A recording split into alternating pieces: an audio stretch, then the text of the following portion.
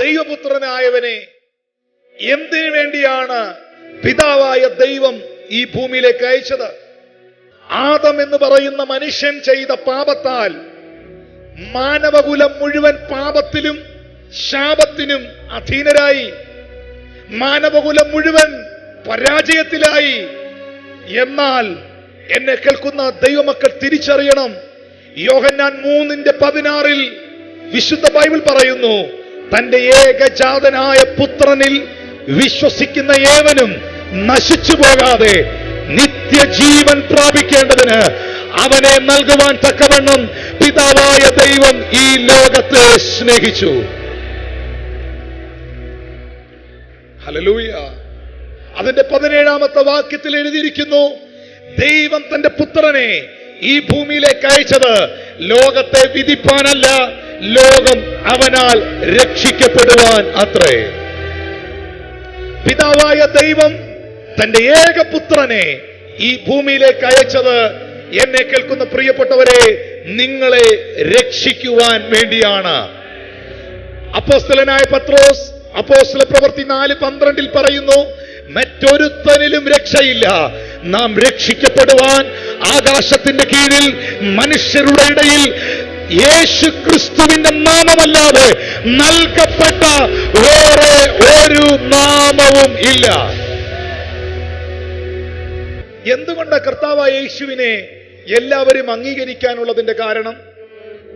ഇത്ര കഷ്ടതകൾ വന്നിട്ടും, വെല്ലുവിളികൾ വന്നിട്ടും, എതിർപ്പുകൾ വന്നിട്ടും, ഈ കളിയാക്കലുകളൊക്കെ കേട്ടിട്ടും എന്താ പുറകോട്ട് പോകാത്തെ? ഒറ്റ വാക്യം പറയാം, കുരിശിന്റെ വചനം നശിച്ചു പോകുന്നവർക്ക് ഭോഷത്വവും രക്ഷിക്കപ്പെടുന്ന നിങ്ങൾക്ക് അത് ദൈവശക്തിയുമാണ്.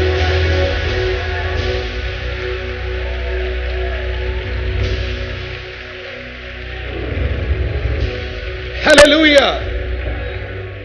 This is the power of God. ലോകം എത്ര മാറിയെന്ന് ചിന്തിച്ചേ.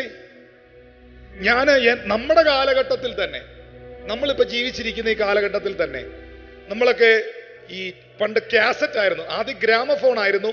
ഒരു നീഡിലെടുത്ത് വെക്കുമ്പം അത് ഗ്രാമഫോണിന്റെ മേളിൽ ഇരുന്ന് കറങ്ങുമ്പം പാട്ട് കേൾക്കുമായിരുന്നു.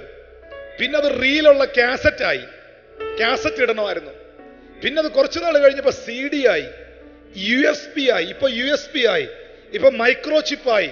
ശാസ്ത്രം പുരോഗമിച്ചു, മനുഷ്യൻ പുരോഗമിച്ചെന്നാ പറയുന്നേ. പക്ഷെ ഞാൻ ചോദിക്കട്ടെ, കള്ളുകുടിയന്മാരുടെ എണ്ണം കുറഞ്ഞോ കൂടിയോ? ഡൈവോഴ്സിന്റെ എണ്ണം കുറഞ്ഞോ കൂടിയോ? കുടുംബ പ്രശ്നങ്ങളുടെ എണ്ണം കുറഞ്ഞോ കൂടിയോ? രോഗികളുടെയും ക്യാൻസറുകളുടെയും ഒക്കെ എണ്ണം കൂടിയോ കുറഞ്ഞോ? കാറിന്റെ മോഡല് മാറി, ഫ്രിഡ്ജിന്റെ മോഡല് മാറി, ടേപ്പ് മാറി, USB മൈക്രോ ചിപ്പ് ആയി, എല്ലാം മാറി. പക്ഷെ പാപം പെരുകയല്ലേ? ലോകത്തിൽ തിന്മ വർദ്ധിക്കുകയല്ലേ? രോഗം വർദ്ധിക്കുകയല്ലേ? മനുഷ്യൻ നന്നാവാൻ വേണ്ടി നിയമങ്ങൾ മാറ്റി, നിയമസംഹിതകൾ മാറ്റി. മനുഷ്യന് മാറ്റമുണ്ടോ? അന്നും ഇന്നും എന്നും മനുഷ്യനെ ഈ വചനം മാറ്റുന്നില്ലേ? ഇന്നും കള്ളുകുടിയനെ രൂപാന്തരപ്പെടുത്തുന്നത് ഈ സുവിശേഷമല്ലേ? ഇന്ന് താഴ്ന്ന കുടുംബങ്ങളെ വിടുവിക്കുന്നത് ഈ സുവിശേഷമല്ലേ? ഇതിന്റെ മോഡല് മാറിയിട്ടില്ല. ഇതിന്റെ പാർട്ട് 2ഉം പാർട്ട് 3ഉം പാർട്ട് 4ഉം ഇറങ്ങിയിട്ടില്ല. Still this is same. Hallelujah. ഇന്നും പാപികളെ രക്ഷിക്കുന്നത് ഈ വചനമാ.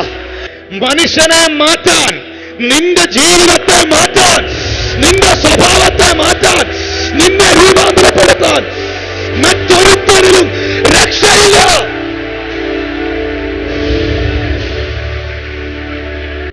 പ്രധാനമായും യേശുവിനെ അംഗീകരിക്കേണ്ടത് എന്തുകൊണ്ടാന്ന് പറയാം. രോഗിയെ സൗഖ്യമാക്കുന്നതുകൊണ്ടല്ല. രോഗിയെ സൗഖ്യമാക്കുന്ന കാരണം കൊണ്ടാണ് യേശുവിനെ അംഗീകരിക്കേണ്ടതെങ്കിൽ രോഗമില്ലാത്തവർ അംഗീകരിക്കണ്ട. കടഭാരം മാറ്റുന്നത് കൊണ്ടുമല്ല. കടഭാരം മാറ്റുന്നത് കൊണ്ടാണ് യേശുവിനെ അംഗീകരിക്കേണ്ടതെങ്കിൽ കാശുള്ളവന് കർത്താവിനെ വേണ്ടല്ലോ. ക്രിസ്തു യേശു പാപികളെ രക്ഷിക്കുവാൻ ഈ ഭൂമിയിലേക്ക് വന്നു എന്ന വചനം വിശ്വാസയോഗ്യവും എല്ലാവരും അംഗീകരിക്കുവാൻ അത് കാരണവുമാകുന്നു. എല്ലാവരും യേശുവിനെ അംഗീകരിക്കേണ്ടതിന്റെ കാരണം എല്ലാവരും പാപികളാ. പാപത്തിലല്ലയോ നിന്റെ അമ്മ നിന്നെ ഗർഭം ധരിച്ചത്? ജന്മപാപം, കർമ്മപാപം. പാപത്തിലാണ് മനുഷ്യൻ ജനിക്കുന്നത്, പാപത്തിലാണ് അവൻ വളരുന്നത്. നിന്റെ പാപത്തെ പരിഹരിക്കാനുള്ള മരുന്ന് ഒരു മെഡിക്കൽ സ്റ്റോറിലുമില്ല. നിന്റെ പാപത്തെ പരിഹരിക്കാനുള്ള മരുന്ന് ഒരു മെഡിക്കൽ കോളേജിലുമില്ല. അത് ഒരിടത്തേ ഉള്ളൂ. യോഹന്നാൻ 1:7 തന്റെ പുത്രനായ യേശുവിന്റെ രക്തം നിന്റെ സകല പാപവും പോക്കി നിന്നെ വിശുദ്ധീകരിക്കുന്നു.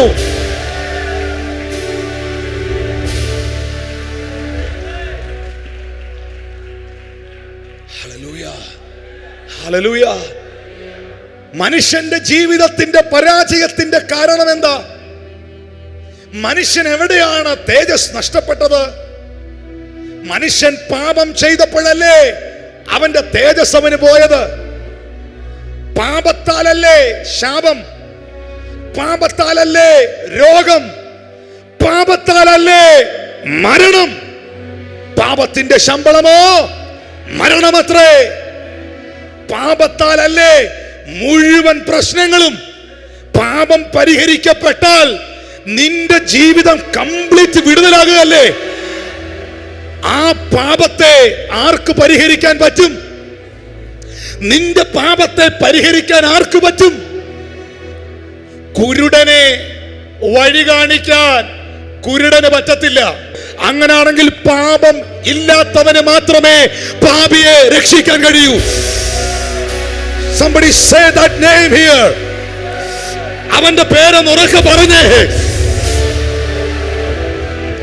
യേശു